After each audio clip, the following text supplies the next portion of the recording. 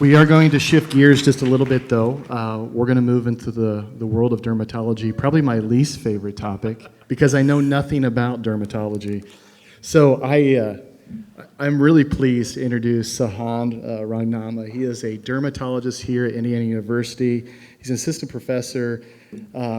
He's an all-outstanding guy. He's actually helped us before, and again, his dermatology talk was highly acclaimed, so we brought him back for some more, and hopefully he's got some great pictures. But again, we know derm is incredibly important, this disease, and sometimes we don't do a good enough job, so hopefully Sahand will convince us that we need to do better. All right, thank you, Dr. Thank Lamb. you. I'm going to put your slides up in a second. All right, well, good afternoon. My name is Sahand Rahnama. I'm a dermatologist here at Indiana University, and welcome to Skin in the Game. I'm going to talk about dermatology in immunosuppression. And I do have some disclosures. I grew up in Fort Wayne, Indiana, which is a disclosure because it has twice been named the dumbest city in America by two different publications, Men's Health and USA Today. So Craig is here to help me out if I forget how to use this PowerPoint. This is also why I wound up as a dermatologist and not a hepatologist. So here we are. And there it is, that's the evidence. Pretty mean. I think we're like more advanced. We wouldn't do this to a city nowadays. But in Fort Wayne's defense, it's Men's Health. I mean, what they talk about peeing in the shower, it's fine, don't worry about it. That's what gets published there. I have no financial disclosures. I will be talking about brand name over-the-counter products with no financial interest. This advice is to help out. It's not a substitute for seeing a dermatologist. And the last time I was here, I mean, face it, you guys are very charming, very erudite, good-looking. In fact, it was intimidating. I was intimidated. And so in my best attempt to connect, I want to be cool. And what's cool? ChatGPT, right? That's cool. So I said, let's type like a millennial. Let me sound like a millennial. So here goes. Hey, what's up? I'm just chilling here, ready to chat. What's the 411? Let's spill the tea. I'm all ears. Let's vibe and have a lit convo. No cap, I'm here to flex my millennial lingo, so hit me up with your cues, and I'll drop some sick A's. Let's get this party started, fam. So our roadmap for today we'll talk about dry skin, as this can happen in a lot of different immunosuppressed conditions. Whoop. See? Fort Wayne again. We're going to talk about itch management you can do at home. We're going to talk about skin cancer protection, as that's vital for people who are immunosuppressed. And we're going to talk about warts. And this was something that was actually inspired by my last talk because it was a hot topic for the patients afterwards. So why is dry skin important? Well, dry skin is kind of like tree bark. That bark is dry, it's not healthy, it flakes off. It exposes the soft and healthy underneath and allows a tree to get irritated. Well, that's the analogy to our skin. When our skin is dry, it's not healthy. So what do we want to do? We want to moisturize it. We want it to be sealed. We want it to be healthy looking. Again, look at the analogy to the wood. Once it's sealed, it looks so much nicer. In dry skin, it breaks off and it acts like little spikes. Those spikes can be irritating, and then that can lead to itching in and of itself. So how can we keep our skin moist? Well, first we can start with how we shower and bathe. We want to keep the water lukewarm. So something we actually found out during the pandemic, everyone was washing their hands all the time, was that the temperature of the water is actually very important. Keeping that water cool for people who wash their hands made a big difference in whether they developed hand eczema compared to people who wash their hands with hot water. So we want to keep this water lukewarm while we're bathing or washing our hands. Hot water, in fact, will dry out the skin via the process of evaporation. I know it feels good. This is what my patients say to me, and that's good for the musculoskeletal issues. But if you're having itching, it's actually going to be counterproductive. Keep the shower short, less than 15 minutes. Think of your fingers, if you put them in water too long, they get pruned. They get oversaturated with water, and then they dry out, and again, the skin barrier is not quite as healthy. Let's talk about soaps. We want bar soaps. They're more hydrating than washes. They're composed of the fats and oils like our natural skin barrier without as many of the preservatives and alcohols. So while washes may be effective, to make them into a wash, Materials and preservatives and alcohols had to be added to it, and that's what makes it can be irritating and not as effective as a bar. So for some concrete examples, what do I tell my patients? Some moisturizing soaps are like the Dove Bar Soap, the Oil of Olay Sensitive Skin Beauty Bar, the CeraVe Hydrating Cleanser Bar. On the other hand, we have some non-moisturizing soaps, and these will have some characteristics of often being antibacterial and have added fragrances. They're fine if you don't have dry skin, if you don't have itching, but if you do have those things, we want you to avoid them. So these are things like Ivory, Irish Spring, Dial, Zest, Axe Body Lines. So as we're thinking about the soaps, keep that image, the Fight Club bar soap made of the natural fats and oils. The Hello Kitty Dial soap, just say goodbye, kitty, and put it aside. Moisturizers. So in terms of moisturization, ointments, think of Vaseline, is more moisturizing than a cream, which is in turn more moisturizing than a lotion.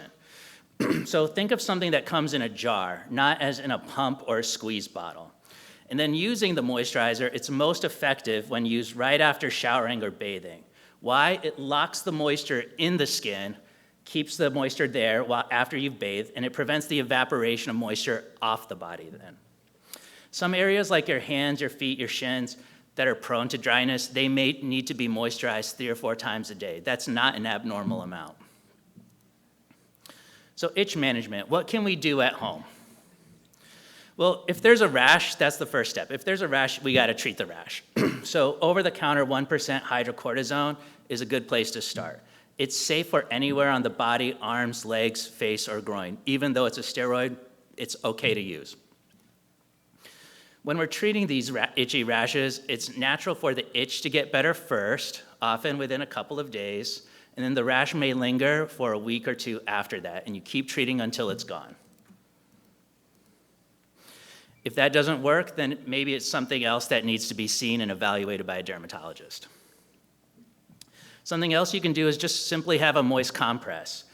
The moisture and the drying will be cooling as soon as it hits the skin, and as if your rash is wet or oozy, like think of a severe poison ivy, then the evaporation from the moist compress will dry that out too, and that'll soothe as well. What are some purely symptomatic things that you can get over the counter that'll help? Whether you have a rash or not, anything that's itchy, these will respond to. Well, you could always use calamine. I'm gonna actually recommend against it because even though it's soothing, it'll overly dry, it'll cake on, and when you try to pull it off, it can irritate the skin some more. A better choice may be something like Sarna Sensitive. It contains an anesthetic called pramoxine.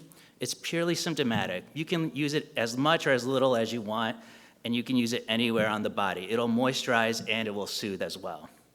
Something else that will distract are camphor menthol products, so think Vicks Vapor Rub, most famous one.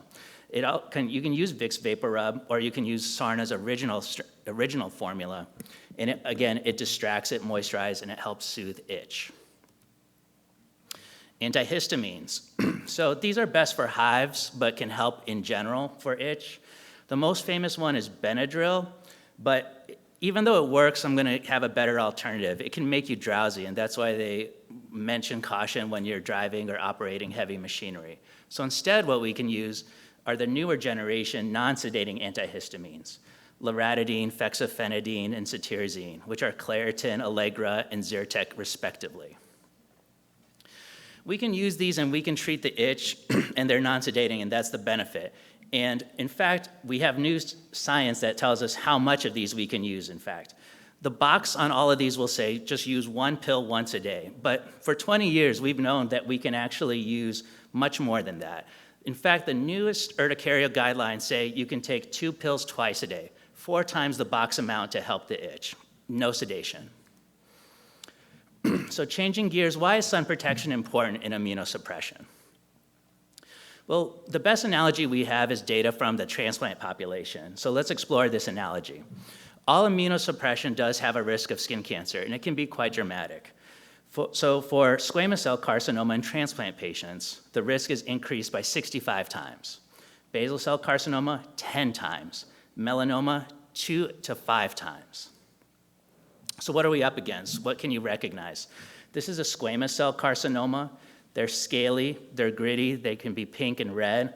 They're often on the head and neck and the trunk in sun-exposed areas, so they're uncommon on the legs. If it's painful or bleeding, then that's a warning sign. There can also be the basal cell carcinoma, pearly, translucent pink to skin-colored. They can have rolled borders, as we see here. They often have telangiectasia, which is a dermatology term for a fat, visible blood vessel. They often bleed. They're on the head, the neck, the face, the forearms, the legs, the trunk. So as a rule of thumb, if there's a bump and it's been present and bleeding for more than 6 months, then it's probably a basal cell until proven otherwise, especially in a population like autoimmune liver disease patients. And then the most feared is the melanoma. This one, it can be life-threatening. So this can occur anywhere, but the upper back on men and on the legs and thighs on women are considered to be hot spots. And any changing mole that does not look like anything else should be evaluated. I'm going to give you a rule of thumb as you're evaluating your moles to keep in mind so you can kind of run through this checklist in your own mind. So it's called the ABCDEF rule. A stands for, is it asymmetric in multiple planes? So it's growing chaotically. Are the borders jagged, blurred, or indistinct? Again, think chaotic growth. Are there multiple colors that shouldn't be there? So not just different shades of brown, but are there reds, are there blues, are there whites mixed in? Diameter is more than 5 millimeters. This is a weak sign, but anything larger, I think it's intuitive to know that should be investigated compared to something smaller. E, is it evolving? Is it changing? And F, is it funny? When you look at all the moles, this one, it just looks funny. And that one's a little stretch. So general screenings by dermatology. So anyone on immunosuppression, including people with autoimmune liver disease, they should see a dermatologist for a full skin check once a year, given those risks that we just went over. Anyone on immunosuppression who has already had a skin cancer should probably, as a rule of thumb, be seen every 6 months. So how can we prevent? This is a phrase from Australia, slip, slap, and slop. We can slip on some sun protective clothing. We can slap on a wide brim hat. So ball caps aren't good enough. They let in 50% of the UV light. We can slop on some sunscreen. There's a UPF rating, if you're interested, that's used for apparel. It's similar to the SPF rating, the sun protective factor. So a higher UPF rating is a number to get better sun protection. As a rule of thumb, you want something greater than 15. A plain white cotton t-shirt, for example, offers a UPF of 5. So you want something higher than that. So what goes into that? Well, things that enhance this UPF rating are the construction of the material. So something dense, something tight, and something thicker in terms of the fabric will protect the sun more. Darker colors absorb more rays of UV than lighter colors. These materials can also be treated to make them absorb UV light, and then the fiber type. So in this place, synthetics are better. Polyester and nylon are more sun protective than wool, which is more sun protective than cotton, rayon, flax, and hemp fibers. So what reduces this UPF factor? So if the fabric is wet, if it's worn out, if it's stretched, all these things make this UPF factor drop down. Sunscreen basics. So sun protection factor, it only applies to UVB rating, not UVA rating. In America, our sunscreen will just say it's broad spectrum and that has to do for UVA. If you go outside of the United States, there are some UVA ratings. We can talk about that maybe after the lecture. But in America, we're with the SPF rating for UVB. It's a shame because UVA actually also contributes to skin cancer risk and burning, and it's more of kind of a delayed burn. So there probably is no benefit to sunscreen stronger than SPF 50, and if you're using it, as I'm going to recommend below, SPF 30 is fine. You want to apply the sunscreen 15 minutes before you go outside. You want to apply a lot of it. A shot glass should be enough to cover the entire body, so you're actually almost trying to moisturize your skin with enough sunscreen. And you want to reapply it after 2 hours. Reapplication is important because it helps cover and strengthen the blockage. And you look at these studies when someone's reapplied sunscreen, this makes the SPF 30 as strong as SPF 50. Why? It's kind of re-moisturizing, blocking some holes that the SPF 50 didn't, that the initial application, didn't put in. So we say that reapplication gives the sunscreen superpowers. It actually makes it behave in real life stronger than what the SPF rating has. So this is the part of the talk that was actually inspired by the first time I came and spoke about warts. I talked about dry skin and itch and sun protection, and that was kind of important to me as a dermatologist. But there was a line of patients outside my first talk who wanted to talk about warts and how difficult they were to treat. And that made me realize that a lot of my immunosuppressed patients are the ones that I see for difficult to treat warts. And so the prevalence of warts in transplant patients is proportional to the duration of the immunosuppressive therapy. The longer that you're immunosuppressed, the more likely you are to develop a wart, even if you never had one in your life. In some studies, 50 to 92% of warts who've had, in patients who have had immunosuppression for more than 4 to 5 years will develop warts.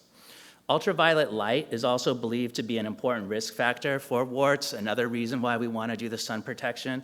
And so most of these warts related to immunosuppression may occur in sun-exposed areas. So what is tried and true, and you can probably get this at your neighborhood dermatologist? Well, there's over-the-counter wart treatment that you could get at any drugstore. Salicylic acid pads coming in a strength of 40% can be worn daily, and studies show that they'll treat 80% of warts in 2 years. With your dermatologist, almost every dermatologist will freeze these. You freeze the wart and you create a little localized frostbite. That wakes up the immune system to recognize the wart virus. It also destroys the skin that the wart is in. So there's 2 different ways that it works. And this is the most common way it's treated in the office. Additionally, most dermatologists will offer a Candida injection. And this is a killed yeast called Candida. It's injected and it acts like a vaccine. The dead body of this yeast wakes up your T cells to recognize it and present it to the immune system to recognize and attack the wart virus. But sometimes we have to go beyond these usual treatments. So what is beyond? Well, we can also do laser therapy for warts. We do that here at IU, I do that. I use it as an add-on to the cryotherapy. I'll do the cryotherapy and then I'll do the laser therapy. This will add some pain. The laser works by destroying the blood vessels that feed the wart. So there can be some throbbing, there can be some bruising. I found this most helpful for warts that are responding, but they're slow to respond to help them move along. We also sometimes use trichloroacetic acid, or TCA, at a 75% strength. This is called a deep chemical peel. This is beyond what you would get cosmetically. So it's a chemical peeling agent we apply to the wart, and the skin peels off, as you see in the skin. I like to use this when there are a lot of widespread warts for multiple warts, and I do the cryotherapy in addition to this. It stings and it burns, and then the skin peels off. This is very cheap. Insurance will cover it. Your dermatologist can get it in the office. They just have to be familiar with how this works. Injection of bleomycin. We do this here at IU. This is getting a little bit more complicated. This bleomycin is a chemotherapy agent. As you see in the pictures, it was injected into where the wart was, and it caused some bruising, and then it cleared the wart. It will destroy the skin with the wart. Absolutely, it'll do this. It'll leave a blood blister. It's painful as it goes in, and it will throb, and if it was on the foot, it'll be hard to walk. Most of my patients can still work, but they do say it was more difficult to do what they needed to do. It's a chemotherapy, but the good news is it just stays in the skin. There's no long-term impact. There's no impact on fertility. There's no impact on lifespan. There's no immunosuppression. It just stays in the skin. It kind of resolves right there. It's very effective, and that's why we do it. I actually don't think I've ever had a failure with bleomycin, and it usually takes people who've had warts for like 5 or 6 years, just in 2 sessions, usually we're able to clear them up. Insurance will also pay for this one. This is a tried and true therapy. This one is kind of a newer way to do it, and we do this here at IU as well. We can inject something called cidofovir. Cidofovir is a direct antiviral. It was used for some people who are immunosuppressed would get a virus in their eyes, and someone through serendipity decided to inject it into a wart. This is also very effective. It directly acts on the wart. It's not destructive. This is my patient. The scars on her hand are from all the freezing that she did before the cidofovir, and you can see where she had the warts. It's relatively painless. It's just an injection into the wart. I guess it's easy for me to say, but it's not as painful as the cryotherapy. It's not as painful as the bleomycin or the TCA pills. the medicine doesn't it doesn't hurt to go in. So I like to use this on sensitive areas, the face or the groin, for example. Very little in the way of scarring, but what's the catch? It's very expensive and it's difficult for insurance to cover. Usually we have to try multiple different agents and fail before insurance will cover this. And so those are the different ways that we treat the warts and the immunosuppressed. And that's the end. I hope you aren't too tired of me.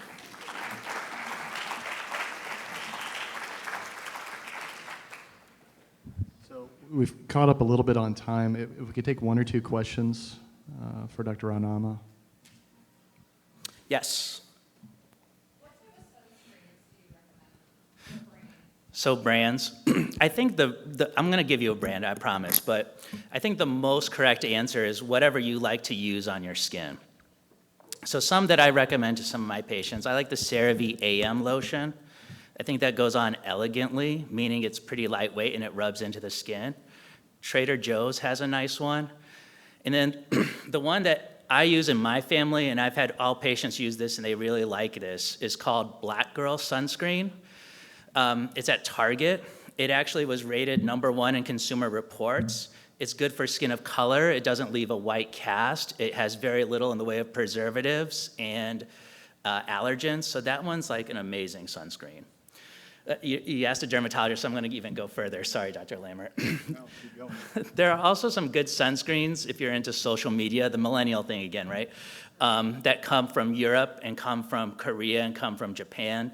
There might be like more to say about that maybe when we talk outside, if I catch you outside, but I think I would just, if you do that, either get it directly from those regions or get it from a website that's not Amazon because there's a lot of fakes on Amazon for the different sunscreens. Yes, ma'am. Question about fever blisters. Right before I was diagnosed, I had a huge one on my lip for about 3 weeks. And I used to be on my lips now. Do you see that with AI patients, or is that just me? No, you're spot on, actually. So fever blisters are, or cold sores, these come from the herpes simplex virus.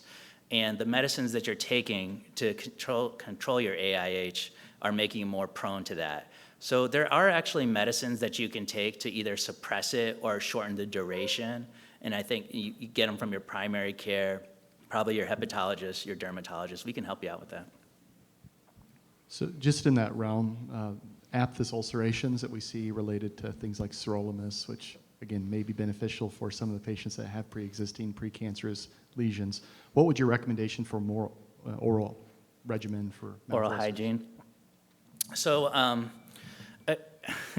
you're asking me about all my like pet things I'm obsessed with, but so there's actually a few things that we can do. So in general, just good oral hygiene has been shown to be helpful with the aphthous ulcers. And then as a next step, even if you don't have a vitamin C or a vitamin B12 deficiency, taking vitamin C and B12 has been shown in double-blind randomized controlled trials to be helpful for aphthous ulcers. And then finally, you can, if you develop these aphthous ulcers, you can put a topical steroid like hydrocortisone, safe to use in the mouth for a short period of time. You can put these on these aphthous ulcers. And then your dermatologist may have some more tricks up their sleeve if you talk to them about it. Great. Thank you so much. We appreciate it. I'll come talk to you.